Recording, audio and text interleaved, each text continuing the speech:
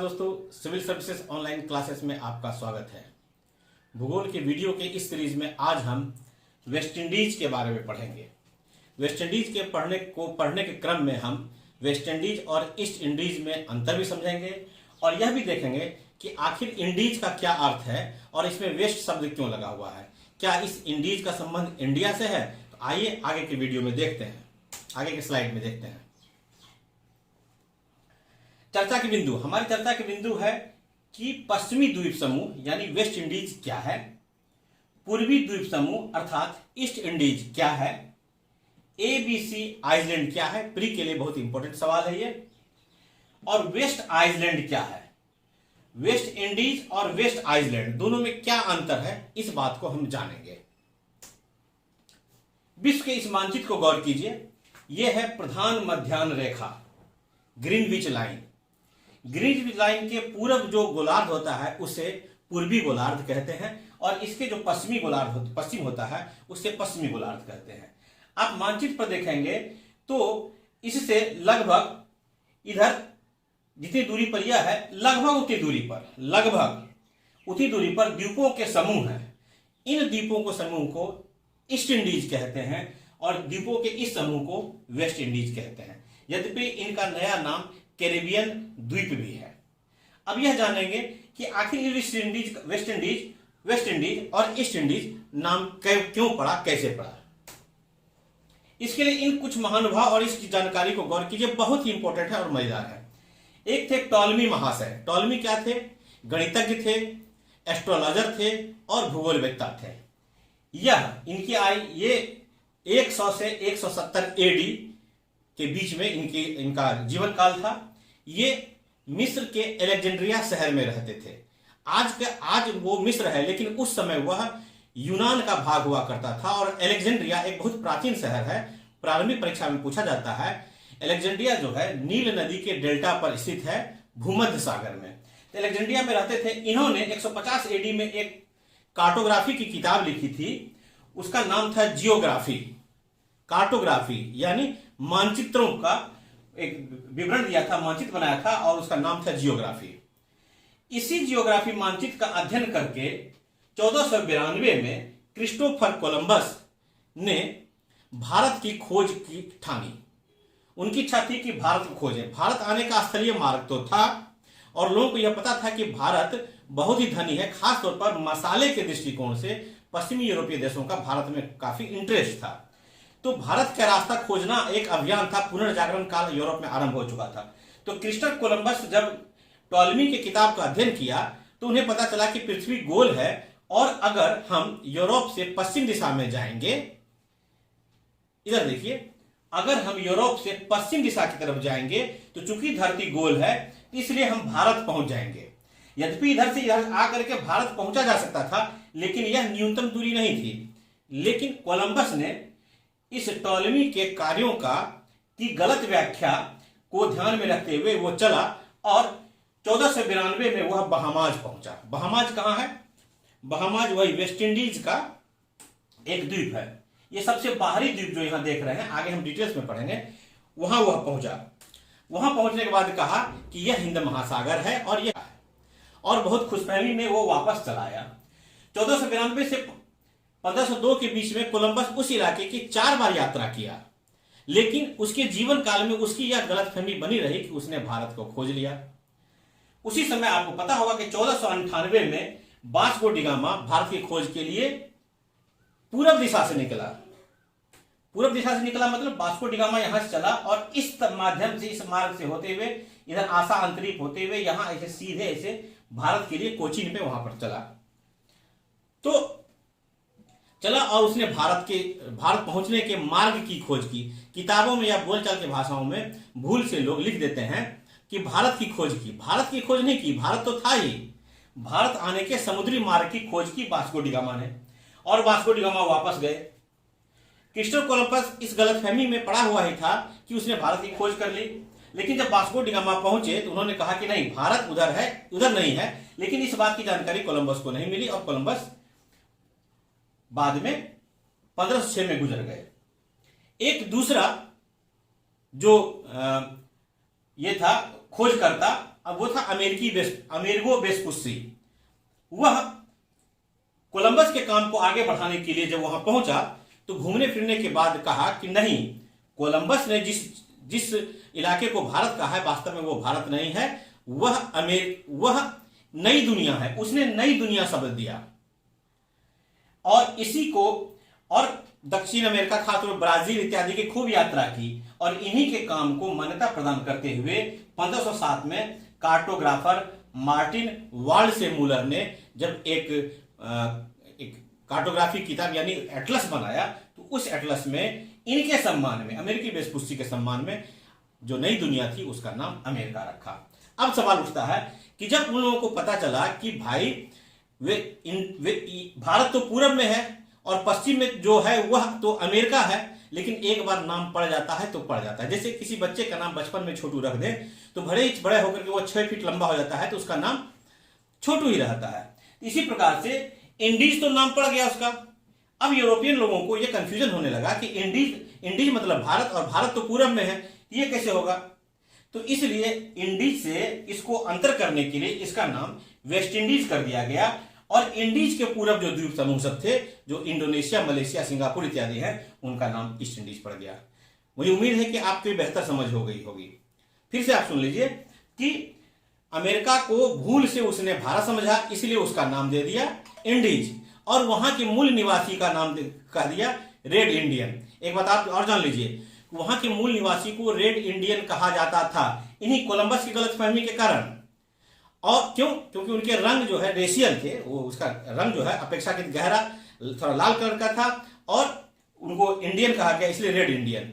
और अमेरिका में इस बात का काफी विद्रोह हुआ, एक रेड रेवोल्यूशन भी चला कि उनको रेड इंडियन नहीं बुलाया जाए क्योंकि रेड इंडियन शब्द रेशियल है, इसलिए अब उनका नाम हो गया है नेटिव अमेरिकन, इसलिए भूल से उनको रेड इंडियन नहीं कहा जाए। जब ईस्ट इंडीज के बारे में पता चला लोगों को कि ईस्ट इंडीज इधर है, इंडिया इधर है, तो बड़े पैमाने पर यूरोप में ईस्ट इंडीज और वेस्ट इंडीज यानी नई दुनिया और भारत और उसके पूरब के दिल पर अपने कॉलोनी बनाने के लिए, अपने साम्राज्य बनाने के लिए, उस पर कब्जा करने के लिए कंपनियों में होड़ लग गई। और अब देखिए ईस्ट इंडिया कंपनी का नाम क्या है। ईस्ट इंडिया कंपनी जिसने भारत में करीब 100 साल शासन किया और उसके बाद ब्रिटेन की सरकार ने शासन किया, उस कंपनी का नाम देखिए governor and company of merchants of London trading into the east Indies. उसी तरह से फ्रेंच ईस्ट इंडिया कंपनी का नाम देखिए तो French company of the east Indies. इसलिए ईस्ट इंडीज मतलब हो गया भारत के पूरब और वेस्ट इंडीज मतलब हो गया भारत के पश्चिम। दक्षिण पूर्व एशिया देश में जो आए वो कंपनी, ये सब विभिन्न देश सब, उन देशों ने देखिए कैसे लाओस और कंबोडिया पर फ्रांस ने कब्जा किया, बर्मा और मलय प्रायद्वीप को ब्रिटेन ने गुलाम बनाया, इंडोनेशिया द्वीप समूह को नीदरलैंड ने बनाया। इंडोनेशिया का पुराना नाम ही है डच ईस्ट इंडीज, तो उसको नीदरलैंड बनाया। मलक्का पर पुर्तगाल ने कब्जा किया, बाद में उसे डच को यानी नीदरलैंड को समर्पित कर दिया। तिमोर द्वीप पर पुर्तगाल ने कब्जा किया। अब तिमोर का 2 भाग हो चुका है, पूर्वी भाग एक ईस्ट तिमोर देश है और पश्चिमी भाग पर इंडोनेशिया का अधिकार है। और फिलीपींस पर स्पेन ने कब्जा किया और बाद में जाकर के स्पेन ने यूएसए को सौंप दिया। आइए नेक्स्ट स्लाइड में देखते हैं। इसी प्रकार पश्चिमी द्वीप समूह पर यह लिस्ट है, आप स्क्रीनशॉट ले लीजिए। इन देशों ने कब्जा किया, आपको कहीं पर यह मिल जाएगा किसी भी जीके की किताब में। अब तक हम ईस्ट इंडीज और वेस्ट इंडीज में अंतर समझ चुके हैं। अब दोनों को तुलनात्मक रूप से देखें। मेरे पढ़ाने का स्टाइल यह है कि मैं जहां कहीं भी तुलना की संभावना बनती है तुलनात्मक अध्ययन करता हूं, क्योंकि तुलनात्मक अध्ययन ही सर्वश्रेष्ठ अध्ययन है। इससे हमारी जानकारी को और भी गहराई मिलती है। तो वेस्ट इंडीज में क्या है? वेस्ट इंडीज में उत्तरी अमेरिका का यह एक उप क्षेत्र है। ध्यान रखिएगा, दक्षिण अमेरिका का क्षेत्र नहीं है, उत्तरी अमेरिका का यह उप क्षेत्र है। यह उत्तरी अटलांटिक महासागर और कैरिबियन सागर के बीच के जो द्वीप हैं उन्हें द्वीपों को कहते हैं। इसमें 13 स्वतंत्र देश हैं, 18 निर्भर क्षेत्र। निर्भर क्षेत्र मतलब जो स्वतंत्र देश नहीं है, जो किसी दूसरे देश के द्वारा शासित हैं, भले ही स्वशासन के माध्यम से या उनके स्टेट के माध्यम से या नगरपालिका के माध्यम से। इनमें 3 द्वीप समूह आते हैं, ग्रेटर एंटिलिस, लेसर एंटिलिस और लुकायन द्वीप। तीनों को हम विस्तृत अध्ययन करेंगे। अगर आपको लग रहा होगा कि ये बड़े नए नाम है तो नहीं, परीक्षा के दृष्टिकोण से इंपॉर्टेंट है। दूसरा कि अभी आगे के स्लाइड्स में हम जब पढ़ेंगे तो आपको एक एक द्वीप का नाम जुबान पर अट जाएगा। यहां फिर से हम दोहराते हैं, ग्रेटर एंटिलिस, लेटर एंटिलिस और लुकायन द्वीप समूह। ईस्ट इंडीज, ईस्ट इंडीज में दक्षिण पूर्वी एशिया के सागरीय द्वीप आते हैं। इसमें 7 स्वतंत्र देश हैं, Indonesia, Malaysia, Singapore, Bruny, Philippines, Papua New Guinea और ईस्ट तिमोर। इसके अंतर्गत 2 द्वीप समूह आते हैं, इंडोनेशिया द्वीप समूह, फिलीपींस द्वीप समूह। अब आइए पश्चिमी द्वीप समूह को यानी वेस्ट इंडीज को हम डिटेल्स में पढ़ते हैं। ये जो आप देख रहे हैं ये भौतिक मानचित्र है कैरिबियन का। ये कैरिबियन सागर है, ये उत्तर अमेरिका है, ये दक्षिण अमेरिका है, ये मैक्सिको की खाड़ी, अटलांटिक महासागर और प्रशांत महासागर। आपको याद होगा ये मैक्सिको है, मैक्सिको के बाद यहां से यहां तक देशों का एक क्रम है, जैसे Guatemala, Belize, El Salvador, Honduras, Nicaragua, Costa Rica और पनामा। ये तो मुख्य भूमि के देश हैं, लेकिन ये सारे देश जो है यहां देख रहे द्वीप, इसमें बहुत सारे देश हैं और इन्हीं को सम्मिलित रूप से वेस्ट इंडीज कहा जाता है। इसको और भी डिटेल्स देखें, ये बहामास हो गया, ये जैसे क्यूबा हो गया, ये हिस्पोनिया है जिसमें 2 देश है। अभी हम डिटेल्स में देखते हैं आगे के स्लाइड्स में। मैंने बताया था कि वेस्ट इंडीज में जो द्वीप समूह है उस द्वीप समूह को 3 भाग में बांटा जाता है। पहला ग्रेटर एंटिलिस जिसमें बड़े द्वीप समूह आते हैं, कुछ छोटे भी हैं। दूसरा लेसर एंटिलिस और तीसरा लुकायन द्वीप समूह जिसमें बहामा और एक और द्वीप आते हैं। फिर से ग्रेटर एंटिलिस, लेटर एंटिलिस और लुकायन द्वीप समूह। आप देख लीजिए, ग्रेटर एंटिलिस में क्यूबा, हिस्पानियोला जो है यह एक पूरा द्वीप है, लेकिन इस पर 2 द्वीप है। प्री में परीक्षा पूछे जाते हैं, बहुत ही इंपॉर्टेंट है कि हिस्पोनिया द्वीप किस क्षेत्र में स्थित है, तो वेस्ट इंडीज या कैरेबियन क्षेत्र में। इस पर कितने देश हैं? 2 देश हैं, पश्चिमी भाग में हैती और पूर्वी भाग में डोमिनिकन रिपब्लिकन। फिर आगे पोर्टो रिको। तो इस प्रकार से ग्रेटर एंटिलिस में Cuba, Jamaica, Haiti, Dominican Republican, Puerto Rico और यहां पर वर्जिन आइलैंड है। अभी हम पढ़ेंगे आगे कि वर्जिन आइलैंड्स भी इसी आते हैं। इसके अलावा कैमन आइलैंड जिस पर यूके का कब्जा है यह भी ग्रेटर एंटिलिस में आता है। इसके नीचे जो ये सारे जो द्वीप आप देख रहे हैं यहां से लेकर यहां तक, ये दक्षिण अमेरिका है। ये जितने छोटे छोटे द्वीप सब हैं यहां बिखरे हुए, इन सबको लेसर एंटिलिस कहते हैं। और इधर जो है उत्तर में इसको जहां सबसे पहले क्रिस्टोफर कोलंबस आए थे उसको बहामास कहते हैं, बहामास है, और एक और द्वीप है इसको लुकायन द्वीप समूह कहते हैं। आइए और आगे डिटेल्स देखते हैं। मैंने बताया कि ग्रेटर एंटिलिस में 4 स्वतंत्र देश हैं और 2 निर्भर क्षेत्र हैं। स्वतंत्र देश कौन कौन से हैं? क्यूबा, हैती, डोमिनिकन रिपब्लिकन और जमैका। हैती और डोमिनिकन रिपब्लिकन को अभी मैंने आपको बताया कि सम्मिलित रूप से हिस्पानियोला कहते हैं। ठीक है, 4 स्वतंत्र देश हैं, क्यूबा, हैती, डोमिनिकन रिपब्लिकन और जमैका। और 2 निर्भर क्षेत्र हैं, कैमन द्वीप समूह यूके में और पोर्टो रिको, यूके का भाग है ये, और पोर्टो रिको यूएसए का। मैंने आपको बताया था कि वर्जिन द्वीप समूह भी हैं जिसके कुछ भाग पर यूके और यूएसए का कब्जा है। भौगोलिक दृष्टिकोण से वर्जिन द्वीप समूह या वर्जिन आइलैंड ग्रेटर एंटिलिस का पार्ट है, लेकिन राजनीतिक रूप से इसे लेसर एंटिलिस में रखा जाता है। आगे के स्लाइड में देखिए, ये ग्रेटर एंटिलिस का और भी माइक्रो और ये मानचित्र है।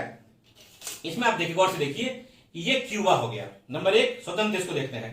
क्यूबा, हैती, डोमिनिकन रिपब्लिकन और जमैका, 4 स्वतंत्र देश हो गए। क्यूबा, हैती, डोमिनिकन रिपब्लिकन और जमैका। और 2 निर्भर क्षेत्र हैं, एक पोर्टो रिको यूएसए का और कैमन आइलैंड यूके का।